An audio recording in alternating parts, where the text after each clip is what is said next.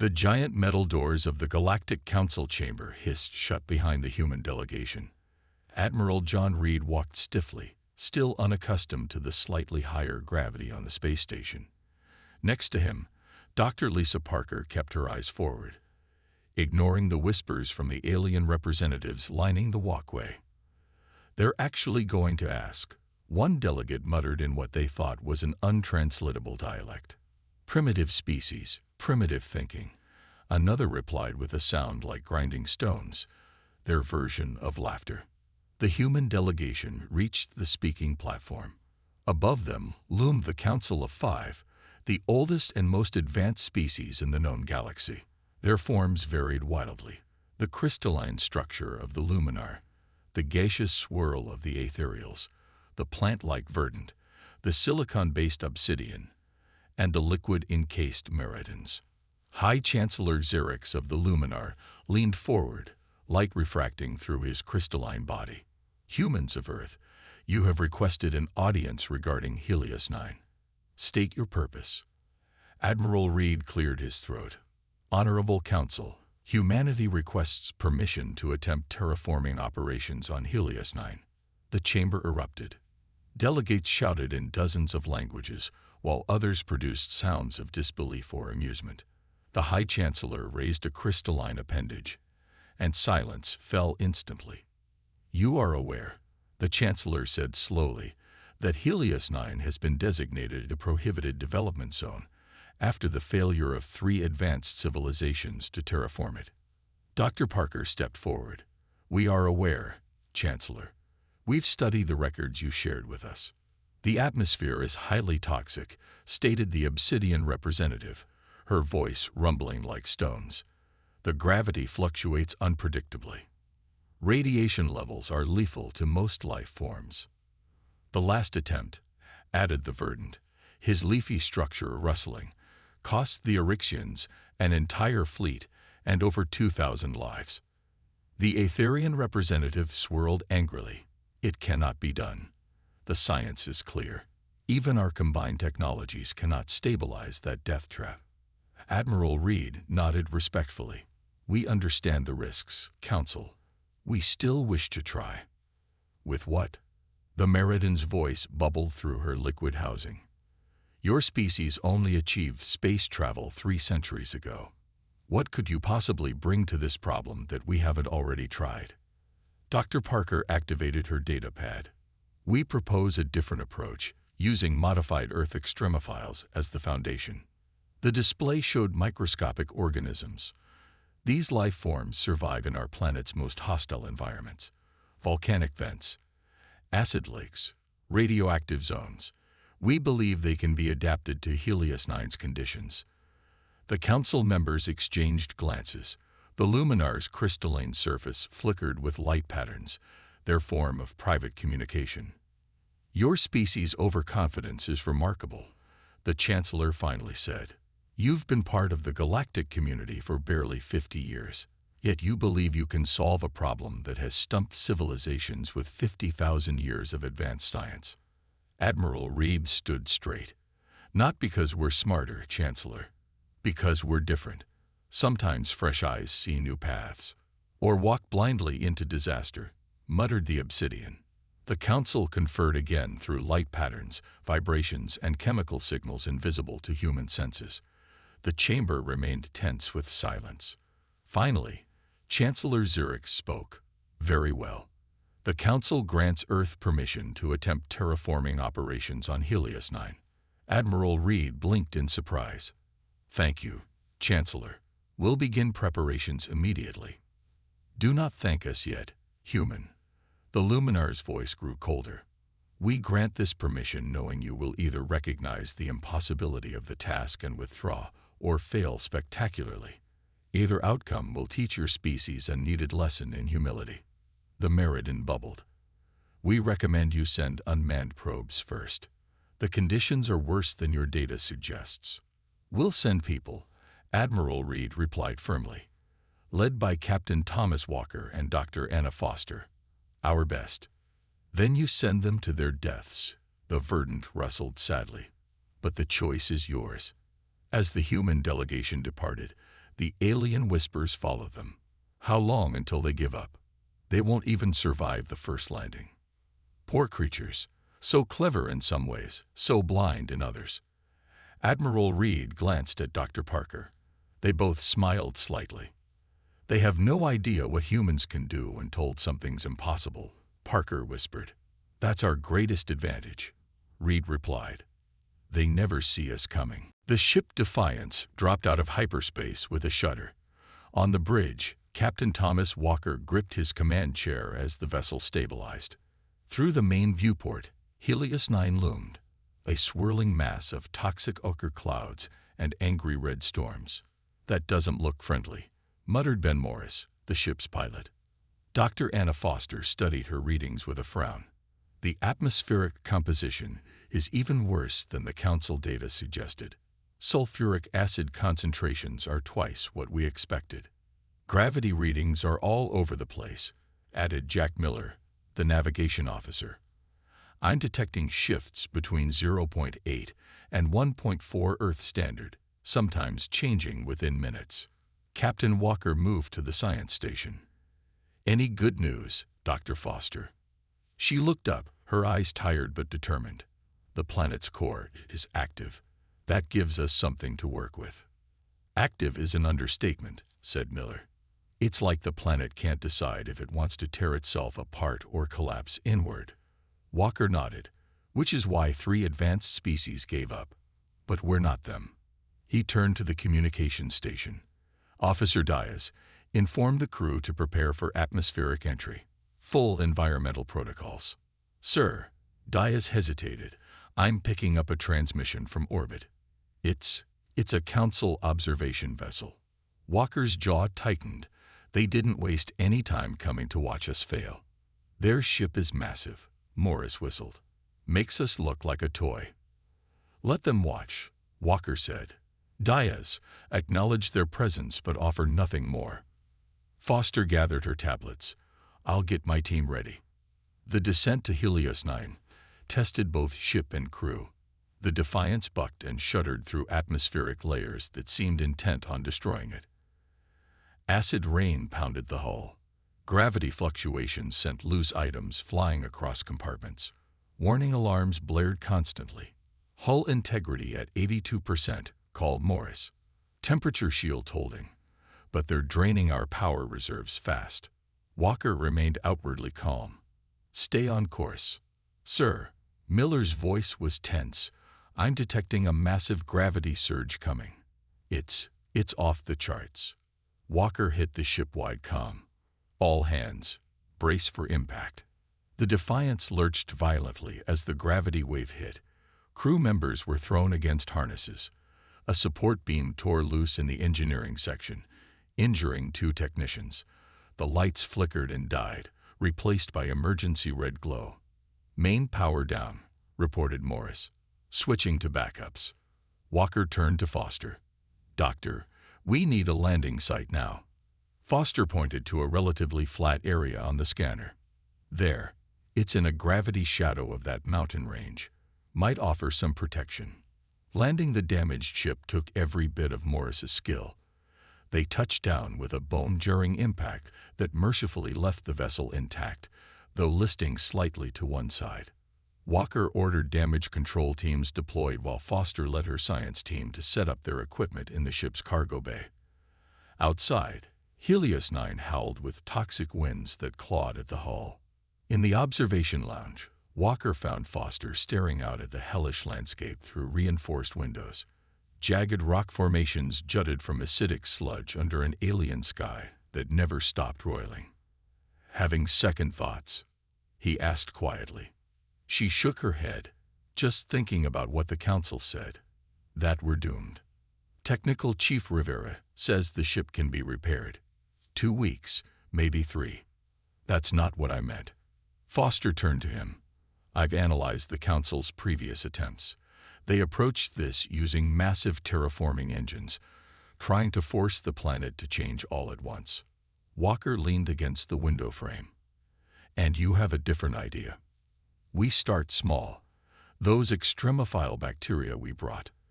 They're already adapting to samples of the soil in my lab. They're evolving faster than I predicted. A proximity alarm sounded. Officer Diaz's voice came over the comm. Captain, the Council vessel is deploying the shuttle. They're requesting permission to dock. Walker's expression hardened. Let them come. They might as well get a close-up view. Foster smiled grimly. They think we're going to break and run. We're humans, Walker replied simply. We don't break. We adapt. Outside, beneath the toxic clouds, something microscopic was already beginning to change in the soil samples around the ship. Something impossible was taking its first breath. 3 weeks into the mission, Dr. Foster moved carefully through the makeshift laboratory, checking the sealed containers where her modified bacteria cultures grew in samples of Helios 9's toxic soil. The room hummed with the sound of air purifiers and the soft beep of monitoring equipment. Any change? Asked Robert, her assistant, without looking up from his microscope. Container 7 is showing promising results, she replied, making notes on her tablet. The bacteria are breaking down the sulfur compounds faster than expected. The door hissed open, and Captain Walker entered with their unwelcome visitor, Ambassador Telix of the Luminar species.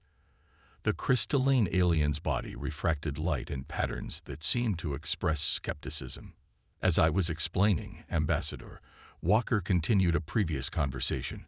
We're taking a different approach than your previous attempts. So I see.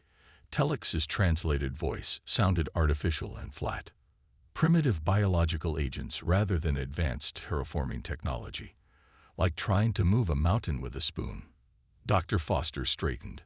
Sometimes a spoon is exactly what you need, Ambassador, especially when the mountain is made of elements that respond to biological processes. She led them to a sealed chamber containing what looked like ordinary dirt with small green specks. This is a sample from 50 meters from our landing site. 2 weeks ago, it was highly toxic.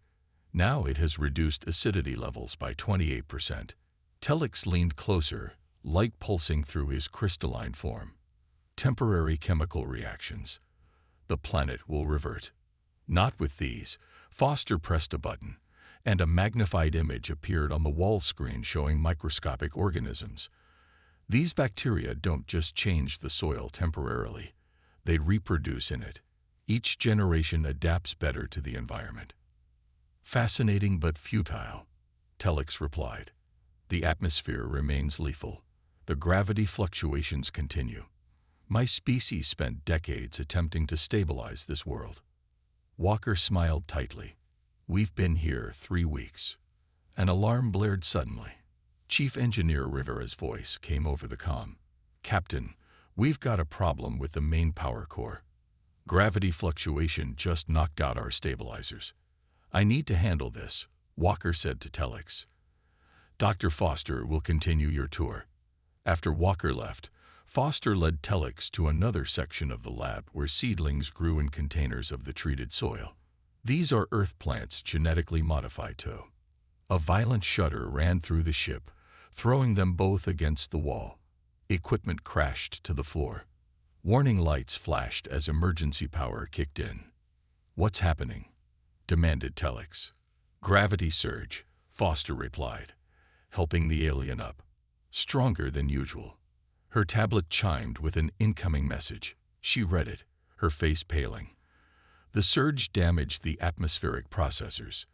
The air recycling system is compromised. Telix's crystalline form flickered rapidly.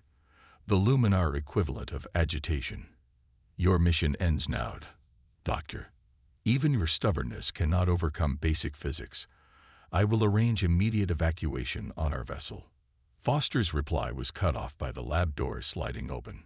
Tom Reeves, the mechanic, stood there, his face grimy with soot, but wearing a wide grin. Doc, he said, you need to come see this. Right now. He led Foster and Telix to the ship's exterior hatch. Captain Walker was already there, along with several crew members, all staring at something outside. When Foster saw it, she gasped. Through the reinforced viewport, a small patch of ground near the ship's landing struts showed an impossible sight. tiny sprouts of dull green pushing through the toxic soil, swaying slightly in Helios 9's caustic winds. Plant life, Foster whispered. Already? Impossible. Telex's voice contained actual emotion for the first time. Nothing grows on Helios 9. Nothing. Walker turned to the alien ambassador, his face serious but eyes bright. You keep using that word. I don't think it means what you think it means. Foster moved closer to the viewport, studying the tiny plants surviving in what should be an unsurvivable environment. The bacteria must have evolved faster than we projected, creating more habitable soil pockets. It's not enough. Telex insisted, though his certainty seemed less absolute. One small patch of simple plants cannot transform a planet. It's not supposed to, Foster replied. But it's proof that our approach works. Life finds a way. Outside, undeterred by the toxic atmosphere and fluctuating gravity, the small green plants continued to grow where nothing should grow. A first small victory on a world of impossibilities. The storm hit without warning. Winds exceeding 300 miles per hour slammed into the Defiance, making the ship groan like a wounded animal. Inside the command center, alarms blared as systems failed one after another. Exterior sensors are offline, called Officer Diaz, her fingers flying across the controls. Environmental shield down to 42%. Captain Walker braced himself against the command console. Redirect power from non-essential systems. Where's Dr. Foster? Still in Lab 2 with the critical samples. Miller replied, fighting to keep his station operational as the ship shuddered around them. Walker tapped his comm unit. Foster, status report. Through the static, Foster's voice came through, strained but determined. The storm destroyed our exterior test plots. We're losing containment in the main lab. A deafening crack echoed through the ship as something gave way in the outer hull. Emergency bulkheads slammed shut automatically. Breach in Section 4. Diaz shouted over the noise. Acid rain is eating through the secondary hull. Walker's face hardened. Evacuate all personnel from that section. Chief Rivera, can we move the ship? The engineer's voice crackled over the comm. Negative, Captain. Engines are offline. We're stuck here. Behind them, the door to the command center slid open. Ambassador Telex entered, his crystalline form pulsing with rapid light patterns that indicated extreme agitation. I have contacted my vessel, the alien announced. We are prepared to evacuate your crew immediately. This mission is clearly over. Walker didn't even look at him. We're not leaving. Captain. Telex's voice rose. Be reasonable. 3 of your exterior labs have been destroyed. Your ship is damaged beyond immediate repair. This storm may continue for weeks. Helios 9 is telling you what it has told every species before you. It does not want to be tamed. Before Walker could respond, Dr. Foster burst into the command center, her lab coat stained with chemicals, a wild look in her eyes.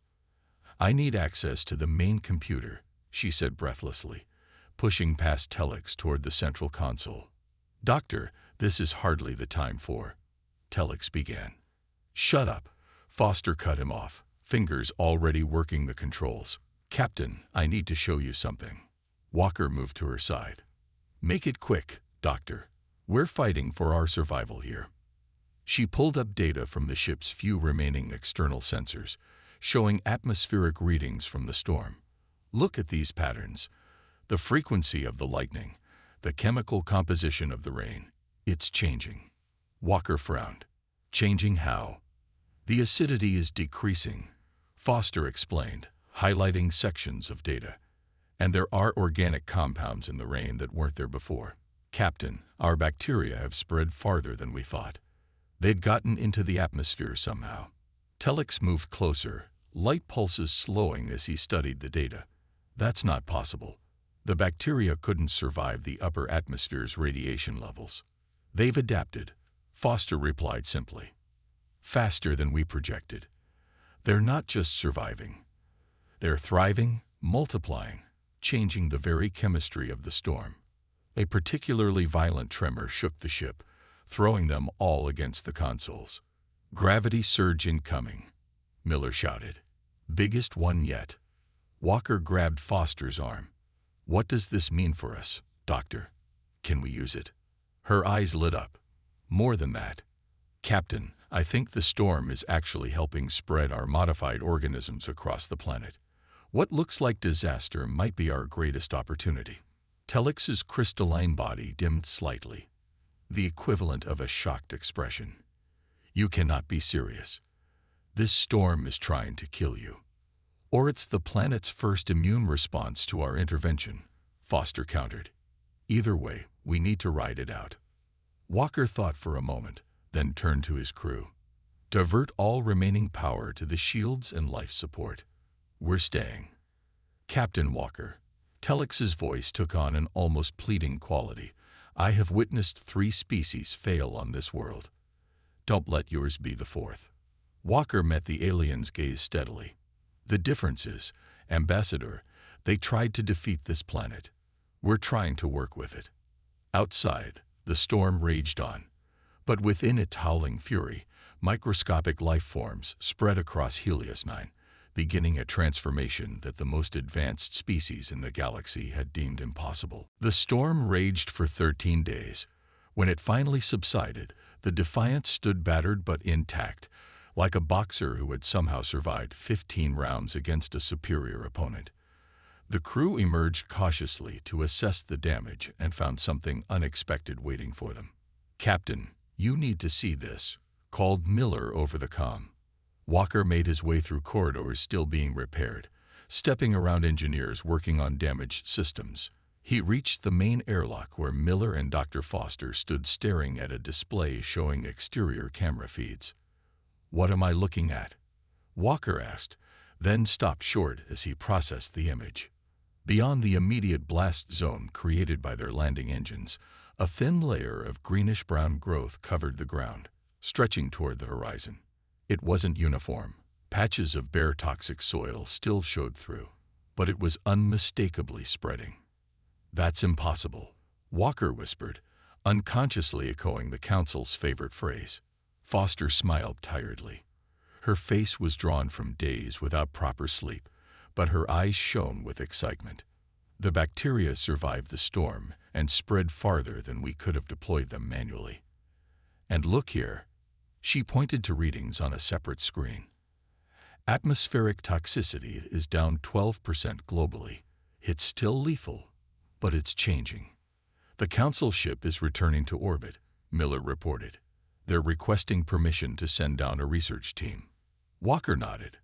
"Granted. Let them see what humans can do." Later that day, a shuttle from the Council vessel landed near the Defiance.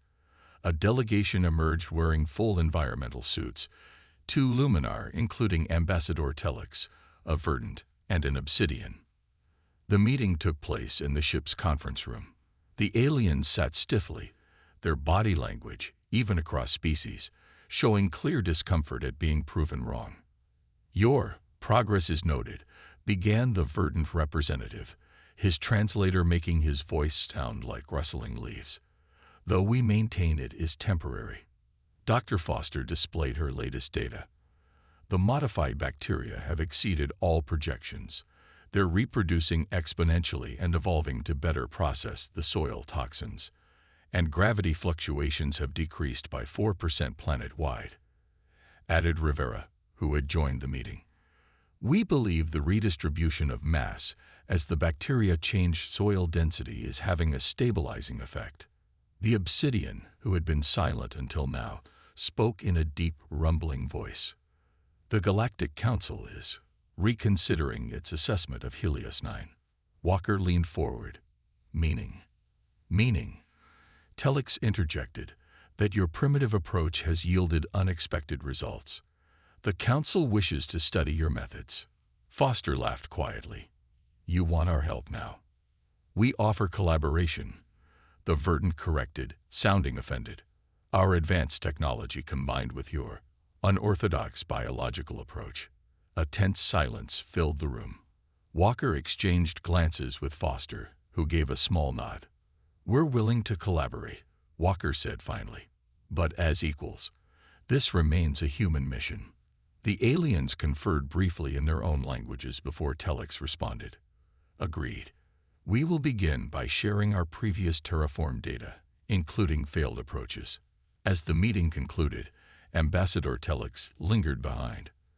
When they were alone, he approached Walker with an unusual hesitancy in his movements. "There is something you should know, Captain," the crystalline being said quietly.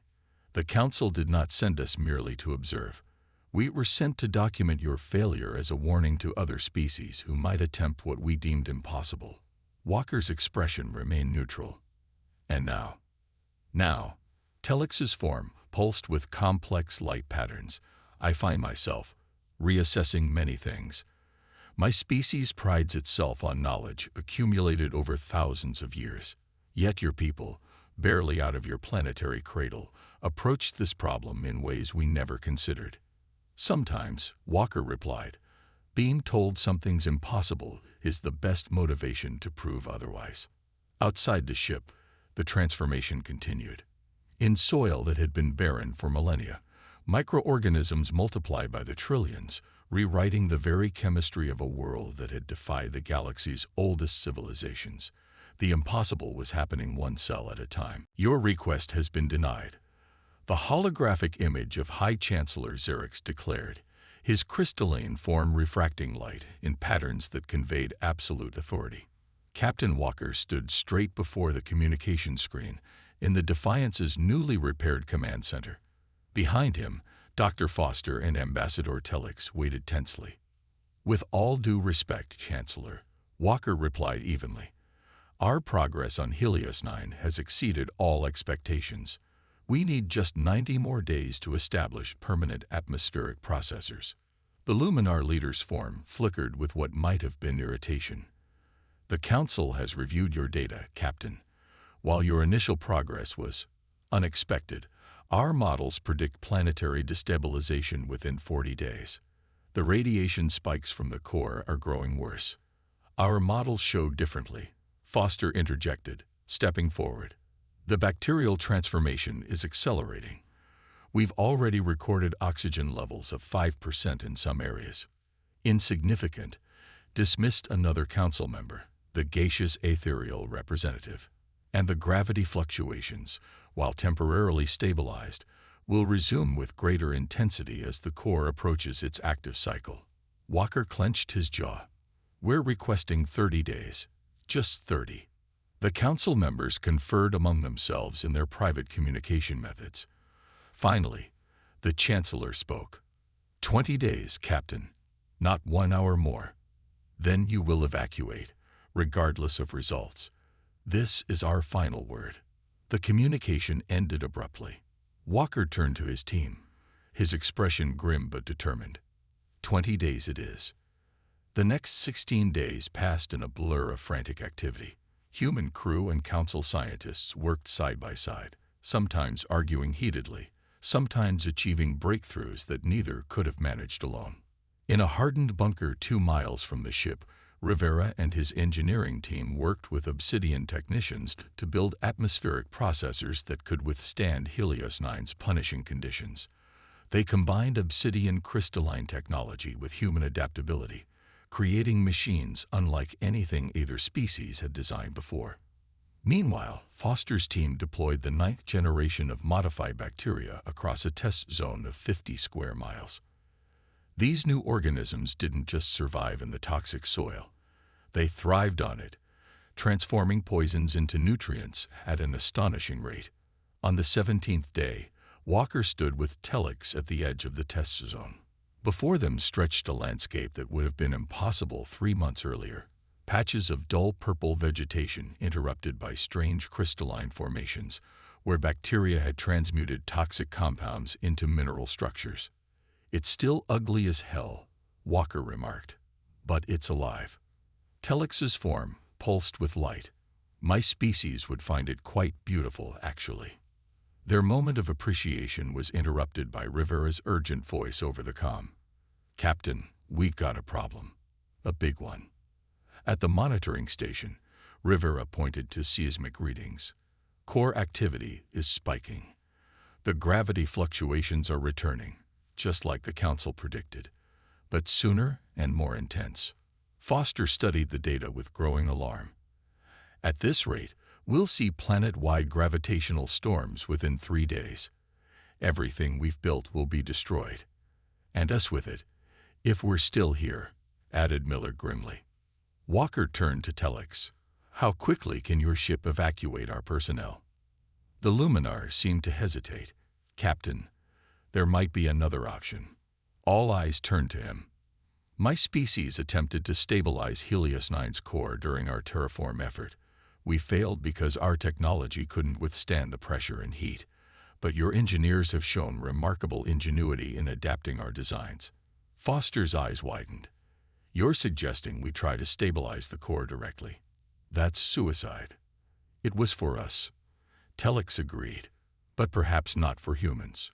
Walker was silent for a long moment, weighing impossible options against certain failure. Rivera, he finally said, how quickly could you modify one of our deep drilling probes with obsidian technology? 36 hours, maybe, the engineer estimated. But Captain, we've never tested anything like this. Walker looked around at his team. 20 days, the Council said. We still have 3 left. Outside, the sky began to darken as gravity distortions pulled toxic clouds into strange, swirling patterns. Time was running out for the impossible mission. But as the humans raced against the clock, none of them mentioned retreat or failure. It simply wasn't in their vocabulary. The modified probe plunged toward Helios 9's unstable core, trailing a specialized cable behind it. In the Defiance's command center, every person, human and alien alike, held their breath as they watched its descent on the monitors. Passing 20 kilometers, reported Miller, his voice tight. Core temperature rising beyond measurable levels. Walker stood with his hands clasped behind his back, outwardly calm despite the stakes. Beside him, Dr. Foster monitored the biological readings while Rivera tracked the probe's systems. The stabilization field is holding, Rivera said, but we're already seeing stress fractures in the outer shell. Telex moved closer to the screen, his crystalline form pulsing rapidly. My people attempted this with far more advanced technology. We lost 3 ships. We're not your people, Walker replied simply. The probe reached 30 kilometers, then 40. Warning alerts flashed across every screen as the planet seemed to sense the intrusion and fight back with increasing gravitational chaos. Field integrity at 62%, Rivera called out. We're losing it. Foster suddenly straightened. The bacteria. Captain, the bacterial colonies near the drill site are changing. They're absorbing the radiation somehow. Impossible, whispered Telex. 50 kilometers, Miller announced. We're at target depth. Walker nodded. Activate the core stabilizer. Now. Rivera pressed his palm against the activation panel. For 3 terrible seconds, nothing happened. Then the ship lurched violently as a massive energy wave pulsed outward from the probe. Alarms blared. Several control panels sparked and went dark. The probe is gone, Miller reported grimly. Completely destroyed. Walker's expression didn't change, and the core. Long seconds passed as the sensors slowly came back online. Foster was the first to see the readings, her eyes widening. Core instability reduced by 43%, she said in disbelief. The gravitational field it's stabilizing. Rivera checked his own readings. Confirmed. Whatever that pulse did, it worked. But it's not permanent. I give it 3 weeks, maybe 4. That's all we need, Walker said quietly. Later that day, as the red sun of Helios 9 began to set, Walker stood on a ridge overlooking their primary test zone. What had once been barren, toxic wasteland now supported a growing ecosystem of engineered plants and bacterial colonies. The air, while still unbreathable without a mask, contained measurable oxygen. He heard footsteps behind him and turned to see Foster and Telex approaching. The Council ship has entered orbit, Foster said. They're demanding an immediate report. Walker smiled. Let them come down and see for themselves. They will still insist this is temporary, Telex warned. The core will destabilize again. And we'll stabilize it again, Walker replied. And again after that, if necessary. Each time, it will hold longer as our bacterial agents continue to change the planet's composition from the surface downward. Foster gazed out at the landscape. In approximately 2 years, we project the first sections will be breathable for short periods without equipment. My species spent decades trying to terraform Helios 9, Telex said, his voice containing something like wonder. You've achieved more in 3 months than we did in 20 years. Because you tried to fight the planet, Foster explained. We're working with it. The bacteria adapt to the planet, and in turn, they help the planet adapt to us. A communication alert chimed on Walker's wrist device. He checked it and chuckled. The council delegates have landed. They're requesting an immediate tour of our progress.